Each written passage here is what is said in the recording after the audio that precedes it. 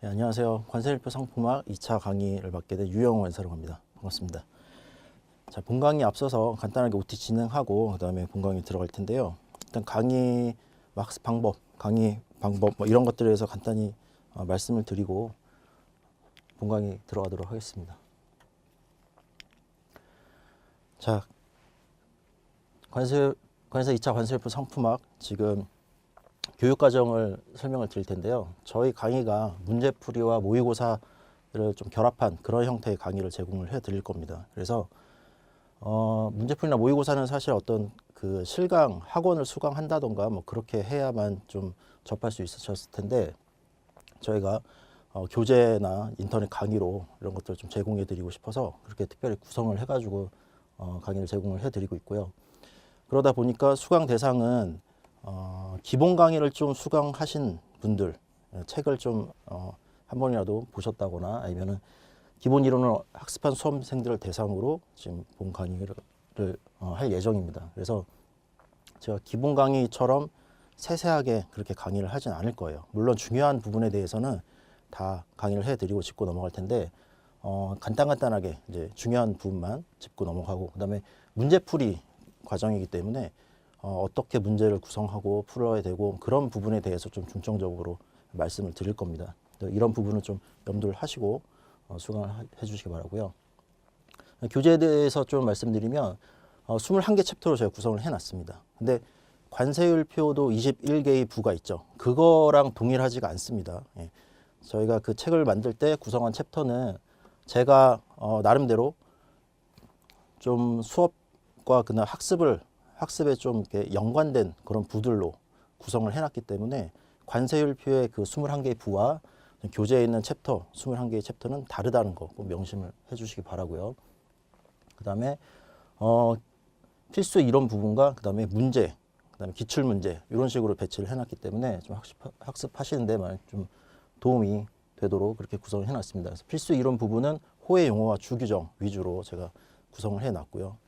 그 다음에 중요 호의 해설서를 요약해가지고 제공을 해드리고 있습니다. 그리고 다른 교재와 좀 비교를 해보시면 좀 다른 점이 있는데 주로 표를 많이 이용해서 제가 구성을 해놨어요. 그래서 보시면 호의 용어, 호가 여기 뭐 이렇게 있고 그 다음에 호의 용어가 있을 겁니다. 그 다음에 관련된 주규정을 이 호의 바로 밑에다 이렇게 배치를 해놨습니다. 예. 어떤 호에 관련된 주규정을 그 호 바로 밑에다 배치를 해놔서 여기에 뭐 주 3이 들어갈 수도 있고 주 4가 들어갈 수도 있고 무슨 말씀을 드리고 싶냐면 주 번호가 있죠. 1, 2, 3번 이렇게 번호가 있는데 제가 배치한 것과 이 번호가 다르기 때문에 반드시 이 주규정에 있는 번호를 확인하시고 학습을 하셔야 돼요. 앞쪽에 있다고 해가지고 그게 주 1, 뭐 주 2 이런 게 아닙니다. 관련된 주를 호 밑에다 넣어놨기 때문에 주 번호를 항상 유념해 두시고 그렇게 이제 학습을 하셔야 되고요. 이제 필수 이론 부분이 끝나면 모의 문제를 이제 배치를 해놨는데 모의 문제는 기본 문제와 응용 문제, 실전 문제 이렇게 구성이 되어 있습니다. 그래서 기본 문제는 관세율표 해설서의 내용을 그냥 여러분들한테 이제 정보 제공 차원에서 문제를 구성해서 해설서 내용을 했다라고 생각을 해주시면 될 것 같아요. 기본은 이제 해설서 내용. 응용 문제는 비교할 만한 거리가 있다던가 그런 것들 좀 서로 비교하거나 이런 것들을 좀 하실 수 있게 응용할 수 있게 그런 문제들로 구성을 했고요. 실전 문제는 실제 분류 사례를 갖다가 문제를 구성을 했습니다. 그래서 관세평가 분류원에서 실제 사례로 나왔던 문제들로 좀 괜찮은 문제들을 제가 가지고 와서 다시 문제로 재구성해서 그 관세평가 분류원에서 나오는 그 결정서, 품목분류 사진심사 결정서에 있는 내용을 거의 그대로 갖고 와서 그 문제를 어떻게 그러니까 관세율표는 품목을 분류하는 거잖아요. 분류 과정이 어떻게 되는지, 논리의 흐름을 어떻게 전개를 했는지 그런 것들은 참고하실 수 있게 이렇게 이제 구성을 했습니다. 그래서 자, 교육 과정은 이런 형태로 진행될 거니까 잘 따라와 주시면 될 것 같고요. 그다음에 이거는 일반적인 관세율표 학습 방법에 대해서 이제 말씀드리고 싶어서 좀 얘기를 해드릴 건데 지금 2차 처음 들으시는 분도 계실 거고 그다음에 한 번이라도 좀 들으신 분 계실 거예요. 그렇죠?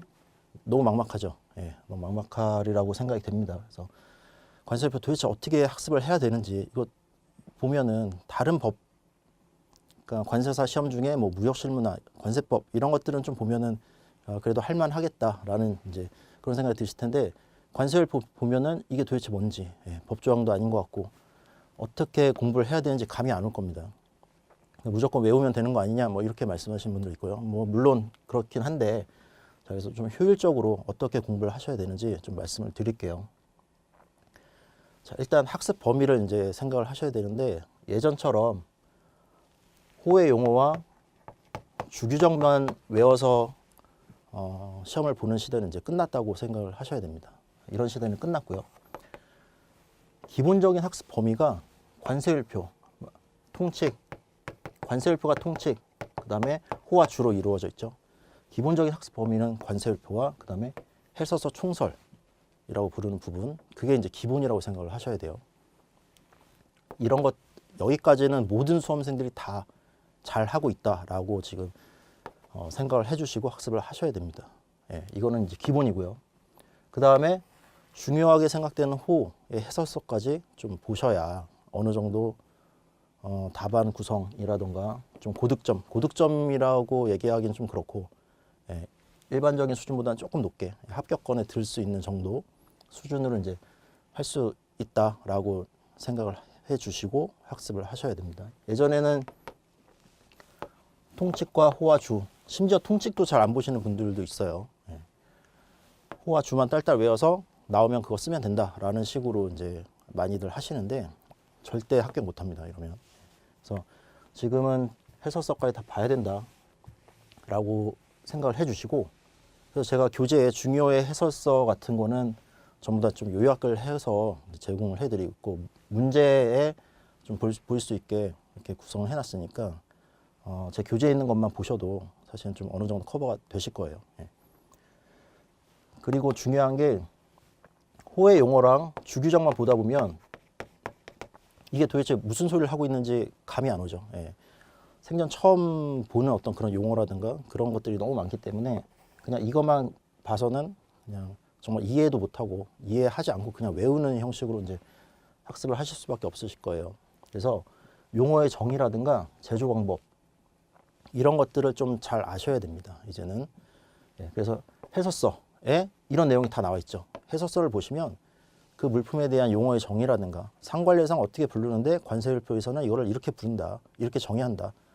그리고 제조 방법 굉장히 자세히 나와 있는 물품들이 있습니다. 그런 산업군들 반도체라든가 뭐 자동차라든가 이런 부분들 굉장히 자세히 나와 있어요. 그다음에 뭐 식품 제조 어떻게 하는지 뭐 이런 것도 나와 있고요. 그런 것들을 좀 참고하셔서 보셔야 돼요. 네, 보셔서 좀 본인이 이제 논술 시험장에 가서 어느 정도 쓸 수 있을 정도는 만들어 놔야 됩니다. 그리고 해설서를 보면 주규정이나 이런 데서 나오지 않는 어떤 그런 내용들 있죠. 이후에는 어떤 물품들이 포함된다 라면서 예시를 쭉 들어주고 있다거나 아니면 어떠한 물품들은 제외된다 이런 것들이 호 해설서 내용을 보면 다 나옵니다. 그래서 중요한 호는 그런 것까지 좀 함께 봐두시고 쓸 수 있을 정도로 어느 정도까지만 쓸 수 있을 정도로 준비를 해두시면 답안이 굉장히 이제 깔끔하게 답안 구성을 할 수 있습니다. 그래서 예전처럼 호랑 주만 외운다 이렇게 개념을 잡으시면 안 되고요. 자, 해설서를 보면서 용어의 정의나 제조 방법 포함되는 거 제외되는 거 이런 것들을 좀 참고하셔서 이제 자기 걸로 만드는 과정이라고 생각을 해주셔야 돼요. 그렇게 학습을 하셔야 됩니다. 그래서 처음에 이 관세율표를 이해하실 때 그냥 그 기본서라고 하죠. 기본서나 아니면은 그 주규정과 호만 이렇게 모아놓은 어떤 법령집이라고 부르는 거 그런 것들만 보면 이해를 할 수가 없어요. 그래서 처음에 공부하실 때 아예 처음부터 해설서를 보셔야 됩니다. 해설서를 보시면서 이때 시간이 많기 때문에 해설서를 보시면서 좀 정리를 하시고 정리한다는 거는 용어의 정의, 제조 방법, 그다음에 포함되는 거 제외되는 거 이런 것들 정리를 하시고 그거를 내가 쓸 수 있을 정도로만 캐치를 하는 거죠. 내가 이 정도까지는 쓰겠다라는 식으로 해서 정리를 해두고 그걸 이제 암기를 하는 겁니다. 그래서 이걸 무한 반복하는 거예요. 이해하고 정리하고 암기하고 이해가 다 되면 정리한 걸 그냥 암기하는 수준으로 이제 시험에 가까워지면 질수록 자기가 정리한 걸 무한 반복해서 암기하는 식으로 해서 시험에 대비를 하시면 되는 겁니다. 근데 사실은 그냥 주규정과 호를 암기만 하는 것도 벅차죠. 예, 벅찹니다. 근데 그게 왜 벅차냐면요. 이런 것들을 모르기 때문에 오히려 암기하는데 어려워요. 처음에 이해를 하실 때 이런 것들을 좀 알면서 이해를 하시면 이런 규정 같은 게 관세율표의 기본적인 규정, 통칙, 호, 주 규정 이런 것들이 암기가 쉽게 됩니다. 근데 그런 것들 이해 없이 그냥 무작정 암기를 하려고 하다 보니까 더 암기가 안 되는 그런 악순환에 빠지게 되거든요. 그래서 이런 점을 유의하셔서 예, 학습을 하시기 바라고요. 네, 법적인 사고를 가지라는 말은 자, 관세율표도 협정이죠. 예, HS 협정에서 관세율표를 가져온 건데 협정이기 때문에 협정은 법입니다. 그렇죠? 그래서 관세율표 자체가 좀 법같이 안 느껴지시죠? 예, 상품에 대해서 얘기 나오고 호의 용어 보면은 전부 다 그런 얘기밖에 안 나오니까 법이라고 생각하고 이걸 학습을 하셔야 됩니다. 그래서 내 상식과 좀 안 맞는 부분이 있다던가 그런 것들 왜 이런 것들을 이쪽에 분류를 했을까? 저쪽으로 분류하지 않고 왜 일로 했지? 의문을 가지지 마세요. 예, 의문을 가지면 안 됩니다. 이건 법이기 때문에 협정으로 우리가 정한 약속이에요. 예, 약속이니까 그냥 외우면 돼요. 예, 의문을 갖지 말고 그런 부분은 그냥 암기를 하시라. 예. 여기서 의문을 갖는 순간 수험 기간은 점점 길어지죠. 예.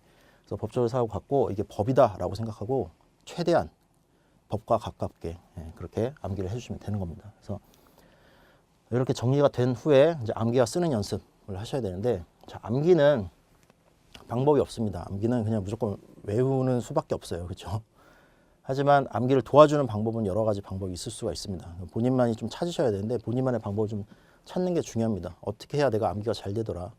제가 생각하는 거는 암기식을 활용하는 게 가장 좋은 것 같아요. 예.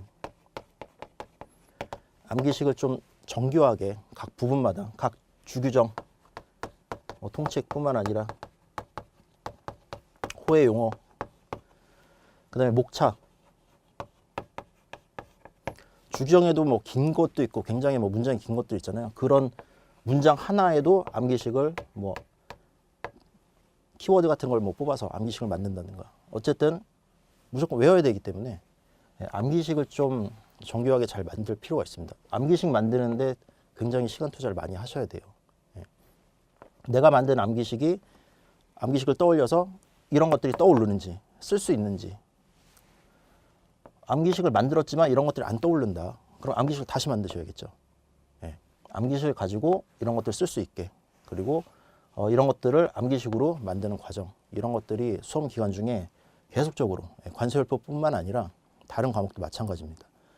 암기식을 활용하셔야 나중에 시험 실제 가면은 아는 문제가 나와요. 그러면은 아는 문제가 나왔다고 해서 그냥 쭉 1번 의부터 시작해서 쭉 쓰시죠. 나중에 쓰다 보면 생각이 안 납니다. 근데 암기식을 하신 분들은 암기식을 일단 쭉 써놔요. 그럼 나중에 생각이 안 나더라도 암기식을 보고 떠올릴 수가 있게 되거든요. 예, 활용도가 굉장히 높습니다. 암기식은. 그래서 암기식을 꼭 활용해서 좀 정교하게 암기식을 만들어서 좀 암기를 해주시기 바라고요. 쓰는 연습은 무슨 얘기냐면 뭐 이렇게 영어 단어 외우듯이 뭐 깜지 쓰고 이런 게 아니라요. 논술 시험 대비를 하는 거니까 논술 체계에 맞춰서 쓰는 연습을 하셔야 됩니다. 예. 모의고사를 통해서거나 아니면 스스로 시간을 정해서 분량을 정해서 쓰는 연습. 어떤 문제가 나왔을 때 목차를 어떻게 잡겠다. 주규정과 호, 뭐 통칙에 대해서 뭐 쓰라고 하는데 그런 것들이 뭐 10점 분량이 나올 수도 있고 50점 분량이 나올 수도 있고 그때 어떻게 대처를 해야 될까 고민을 해보고 실제 써보고 내가 한 장을 채우는데 몇 분이 걸린다던가 그런 것들을 다 체크를 하면서 이제 쓰는 연습을 하시는 겁니다. 그래서 암기와 쓰는 연습, 암기식 활용하셔서 해주시고 쓰는 연습은 큐넷 홈페이지 가면 답안지가 있죠. 예, 답안지 샘플이 있으니까 그걸 다운받으셔가지고 출력하셔서 직접 이제 써가면서 연습을 하시면 도움이 되실 거예요. 그다음에 이런 식으로 학습을 다 하시게 되면 마지막에는 관세율표 전체를 통해서 문제를 한번 만들어 보시는 겁니다. 어떤 테마를 하나 잡고 이게 관세율표에서 어떻게 퍼져 있는지 어떤 식으로 분류가 되어 있는지 이 분류를 하기 위해서 사용된 주규정은 뭔지, 통치 규정은 뭔지, 이런 것들을 생각하시면서 전체를 통해서 한번 해보시면 이게 다 연결이 됩니다. 그래서 뭐 원재료부터, 자, 이 원재료를 어떻게 가공해서, 가공하면 뭐 제조 방법도 나오겠죠. 이 가공도에 따라서 어떻게 분류가 되는지, 이 가공에 이 제조를 하는데 필요한 어떤 기계는 어디에 분류가 되어 있는지, 그렇죠? 그 다음에 뭐 이렇게 볼 수 있지만 제외되는 건 뭔지, 포함되는 건 뭔지, 어떤 한 테마를 정해서 쭉 관세율표에 어떻게 분류가 되는지 전체를 통하는 문제를 만들어 보시면 전체적으로 이해하는 데 굉장히 많은 도움이 되고, 실제 그런 문제들이 시험에 나올 수도 있고요. 그런 것들이 이제 학습을 하고 수험 준비를 하는 겁니다. 이런 모든 과정이 다 수험 준비를 하는 거예요. 그냥 주규정 외우고 호구 외웠다, 절대 시험장 가서 못 써요.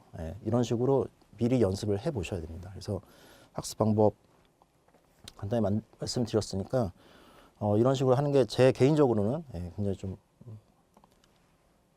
수험 기간을 단축시키는 어떤 그런 방법이지 않을까 생각을 합니다. 자, 그리고 논술, 목차, 뭐 답안 구성 방법에 대해서 좀 말씀을 드리면, 지금 모의고사 어떤 문제풀이 과정이기 때문에 쓰는 연습을 함께 이제 하실 텐데, 논술이란 걸 해보시지 않으신 분들이 너무 많기 때문에 이걸 좀 말씀을 드리는 겁니다. 목차 구성을 어떻게 해야 되지, 뭐 이런, 처음부터 그냥 쓰라고 하면 막막하죠. 그래서 어떤 식으로 해야 될지 좀 말씀을 드리면, 일단 가장 중요한 게 뭐 넘버링, 이런 목차 잡을 때 어떻게 그러면 구성을 할까. 그냥 이 체계로 해주시는 게 가장 좋은 것 같아요. 제 개인적으로 생각으로는 이렇게 숫자, 대목차는 로마자를 사용해서 이제 쓰시고요. 뭐 서론, 뭐 이렇게 두 번째 목표 쓰시고, 그 다음에 두 번째 어떤 목차에서 이 소목차, 중목차는 이제 이런 아라비아 숫자로 쓰시고, 여기서 더 필요하다 그럼 가로, 여기서 더 필요하다 동그라미, 더 필요하다 그럼 뭐 기역, 니은, 이런 것들 있죠. 이런 식으로 해주시기 바랍니다. 가, 나, 기역, 니은 그냥 이렇게 쓰시는 분들도 있어요. 별로 좋은 방법이 아니에요. 왜냐하면 실제 이제 답안을 구성해보고 실제 시험장 들어가서 써보시면 느끼시겠지만 본인이 얼마나 악필인지 느끼시게 될 거예요. 전혀 알아볼 수가 없습니다. 이게 목차인지 글인지 뭔지 알아볼 수가 없어요. 채점자를 위해서 답안을 구성하는 거기 때문에 채점자가 헷갈리지 않는 그런 방식으로 목차를 구성하는 게 가장 좋습니다. 그리고 이렇게 잡는 것들을 일반적으로 논술이나 뭐 책이나 이런 데서 다 일반적으로 쓰는 어떤 그런 넘버링 체계이기 때문에 이런 식으로 그냥 해야겠다라고 생각을 하시고 체계를 잡아주시기 바랍니다. 뭐 다른 방법으로 하셔도 되는데 개인적으로 이런 방식이 좋은 것 같고요. 그 다음에 헷갈리지 않게 가로를 쳐서 확실히 목차인지 구분해주는 형식으로 해주시면 돼요. 근데 만약에 주규정을 쓸 때 주규정은 주 뭐 1 하고 가, 나 다 이렇게 되어 있죠. 이거를 굳이 뭐 1, 2, 3 이런 식으로 바꿀 필요는 없습니다. 주규정을 내가 그대로 쓴다라고 할 때는 그냥 주규정 그대로 그냥 기재를 해주시면 돼요. 목차를 잡을 때 넘버링을 말씀을 드리는 겁니다. 주규정은 그냥 그대로 쓰면 된다라고 이제 생각을 해주시면 되고, 자, 그래서 넘버링 그렇게 생각을 해주시고요. 목차 수준은 무슨 말이냐면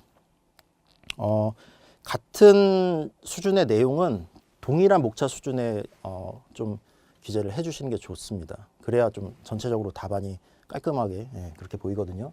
만약에 내가 어떤 부분을 쓰는데 그게 한 중목차 수준의 어떤 내용이에요. 근데 이 중목차 수준의 내용을 또 써야 되는데 그걸 소목차 수준으로 써버린다던가 아니면 대목차 수준으로 써버린다든가 이런 좀 그 깊이가 맞지가 않죠. 그런 것들 좀 주의하셔서 목차 수준도 잘 고려해서 잡아주시기 바라고요. 그러니까 이런 것들이 좀 쓰는 연습을 미리 해보지 않으면 수험장에서 바로 이렇게 발휘가 되기 어렵거든요. 그러니까 미리 이런 것들을 좀 잡아보시는 연습을 미리미리 하시라는 말씀입니다.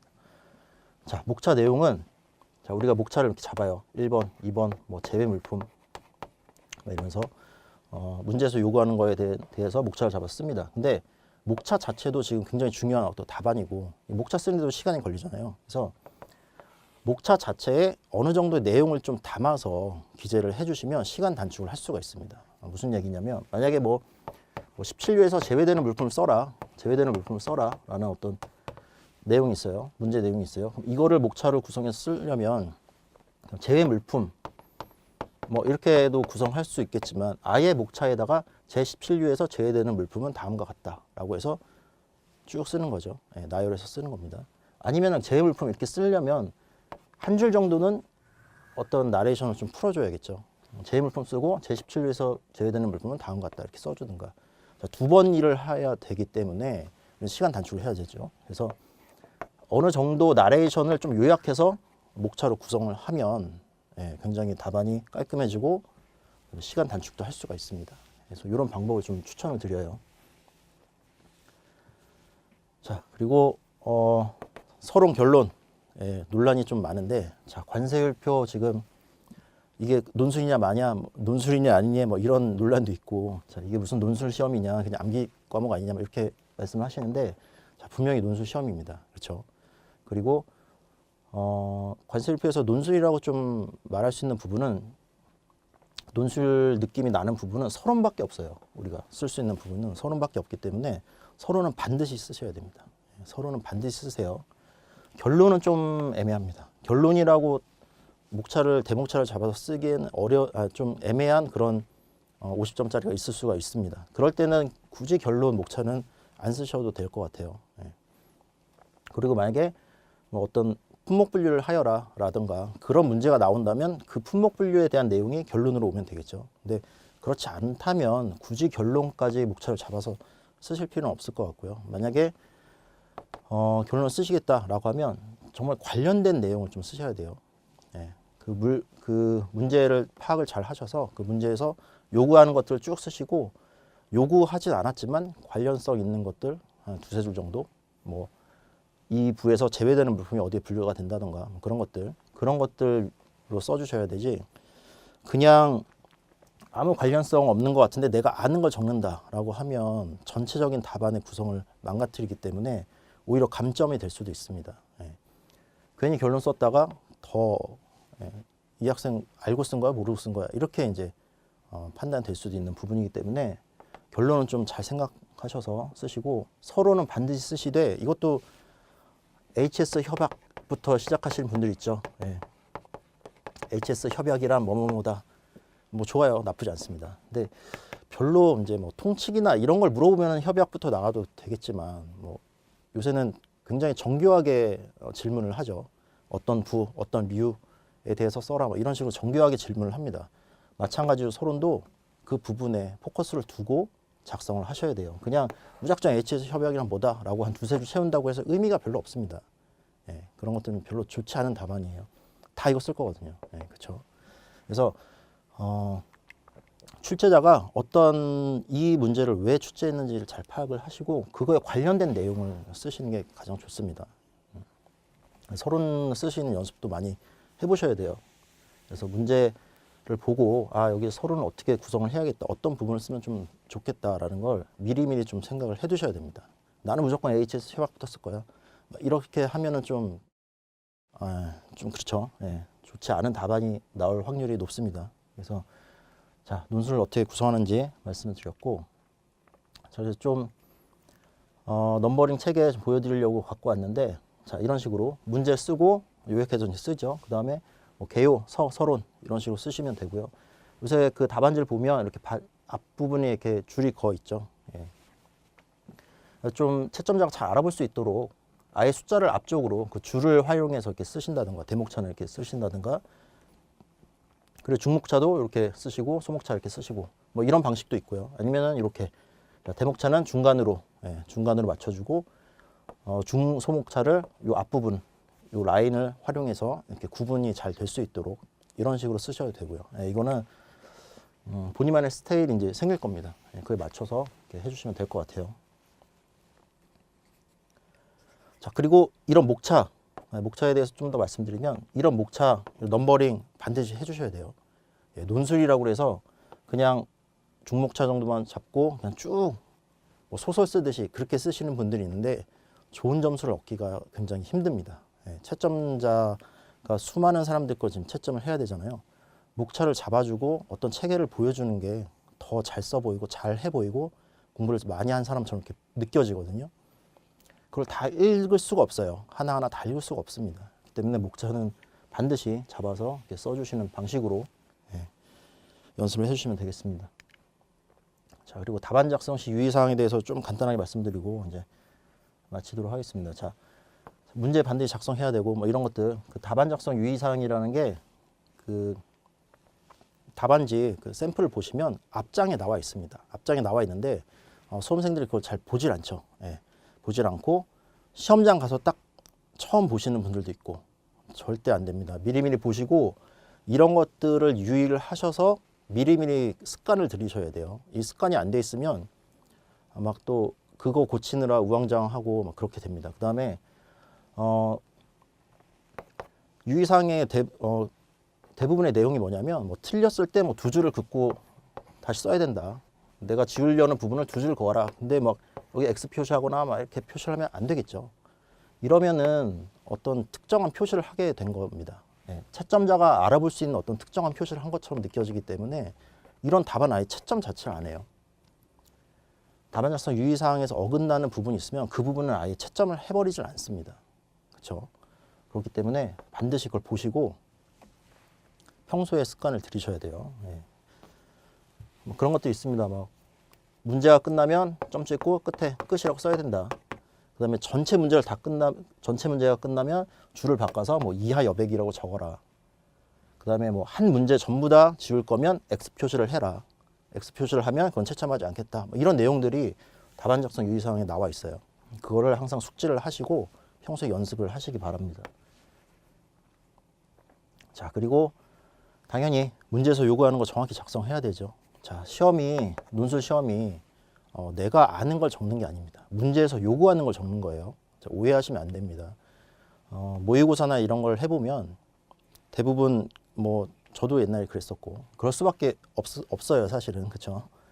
하지만 문제에서 요구하는 걸 적지 않으면 어차피 그건 채점 대상에서 되지 않고 아무리 많이 적어봐야 모르면서 뭘 이렇게 많이 적었어? 라는 생각밖에 안 들어요.